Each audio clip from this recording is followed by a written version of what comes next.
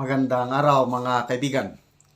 Okay, pag-usapan natin ngayon yung 8 senador na kailangan ng suporta ni Pastor Kibuloy kung maaresto ba siya o hindi. Nagtagumpay ba si Senator Padilla sa pagkuha ng 8 senador?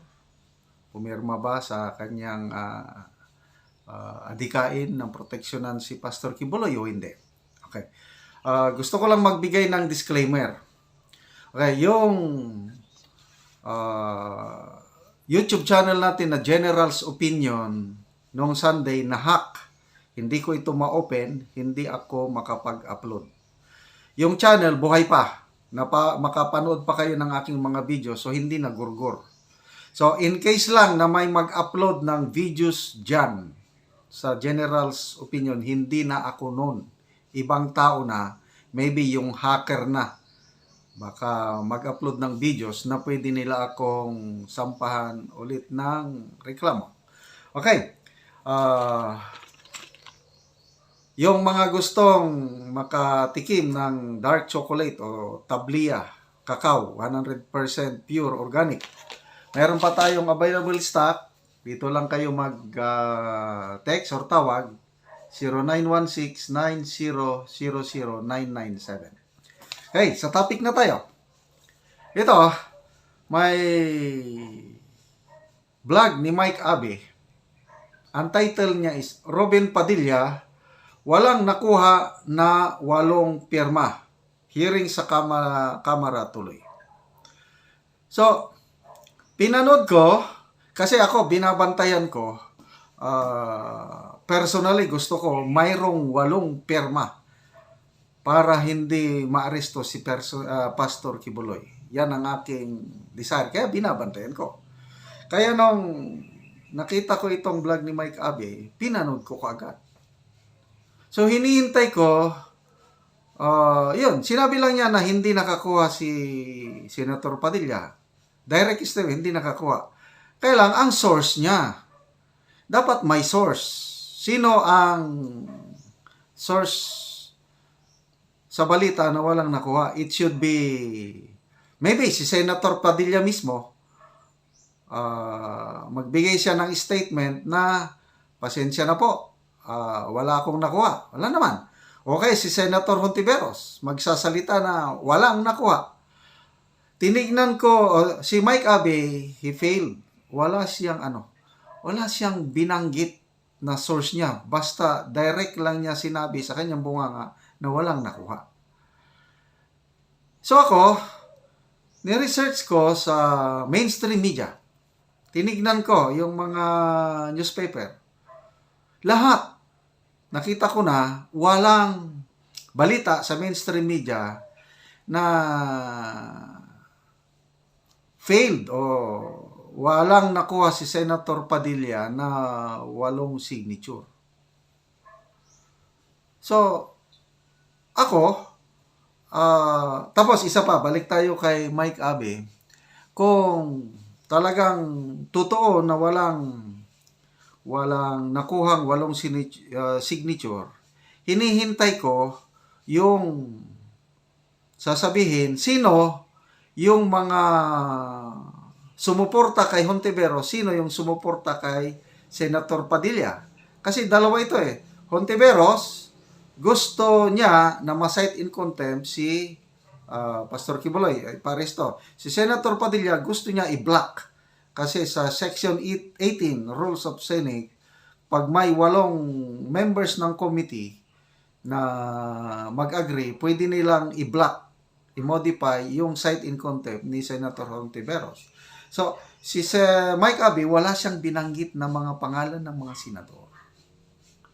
So, anong ibig sabihin nito? Ako, personally, hindi pa rin ako maniwala na failure nga si Senator Padilla sa pagkuha ng 8 pirma ng senador. Hintayin natin. Okay, mag-comment naman kayo. Baka may nabasa na kayong article o napanood na breaking news na wala ngang 8 senador na sumuporta kay Pastor Kibuloy. Paki-comment naman para ako magkaroon ako ng conclusion na wala talaga or meron. Kasi dalawa yan eh. Meron o wala? Meron o wala? Sinasabi na Mike Abe, walong signature. Eh, hindi naman niya sinabi. Sino yung ano? Okay. Tignan natin ha. There are 14 members of the committee. May 4 na sigurado na susuporta kay Pastor Kibuloy. Yan, si Senator Padilla, Senator Marcos, Senator Cynthia Villar, and Senator Bongo. 4. Sa kabila naman, may 4 na senador sigurado cite in contempt si Pastor Kibuloy. Senator Hontiveros, Senator Tulfo, Senator Grace po, at itong bumalimbing na si Senator J.B. Ejercito. 4. So, 4 na. 6 na lang na senador ang kailangang malaman natin ang boto nila. Pabor kay Padilla o pabor kay Hontiveros. Okay. So, ito yung 6 na binabantayan ko. Binabantayan natin, Senator Pia Cayetano, Senator Mike Villar, Senator Joel Villanueva, Senator Pimentel, Senator Ligarda, and Senator Binay. So, yun yung 6. So, ako, assessment ko ito, Senator Cayetano, Mark Villar, and Villanueva, papabor kay Robin Padilla, tutulungan nila si Pastor Kibuloy. Kaya 7 ang mga senador na sa tingin ko susuporta kay Pastor Kibuloy. So, 1 na lang kulang. So, ang babantayan, Senator Pimentel, Ligarda, Binay. So, Pimentel, baka papabor kay Hontiveros. Binay, Hontiveros din. So, magiging 6 na. So, 1 na lang ang determining vote, si Senator Ligarda. Kung si Senator Ligarda pumabor kay Senator Hontiveros, 7 na, parehas. So kung 7 lang ang tumulong kay Padilla, ay di failure na siya. So, ibang usapan na yan. So, meantime, hintayin natin ang official announcement ng mga senador, yung sila mismo ang magsabi. So, ang magandang magsabi niyan, either si Senator Padilla or si Senator Hontiveros, kasi sila yung proponents. Cite in contempt, yung isa naman i-block ang cite in contempt. Habang wala pa silang statements, o wala pang balita ng mainstream media, hindi ako maniwala na nabigo si Senator Padilla sa pagkuha ng 8 signature. Okay, sinasabi ni Mike Abe na nagsalita si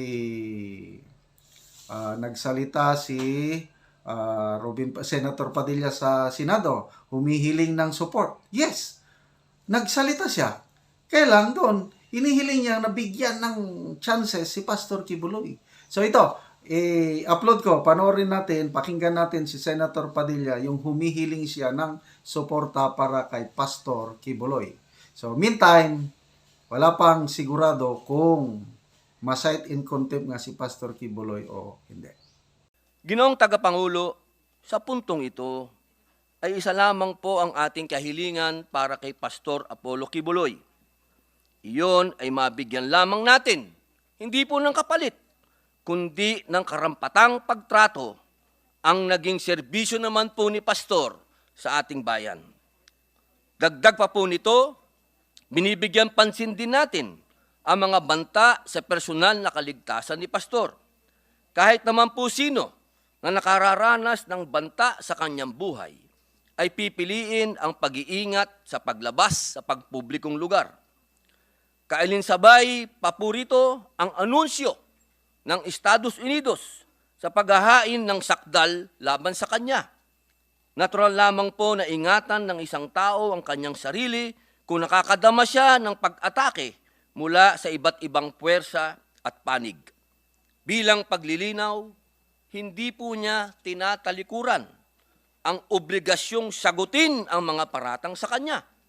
Ang nais po niya ay sagutin ito sa tamang espasyo kung saan matatamo niya ang isang patas na pagdinig at paggalang sa kanyang karapatan sa due process.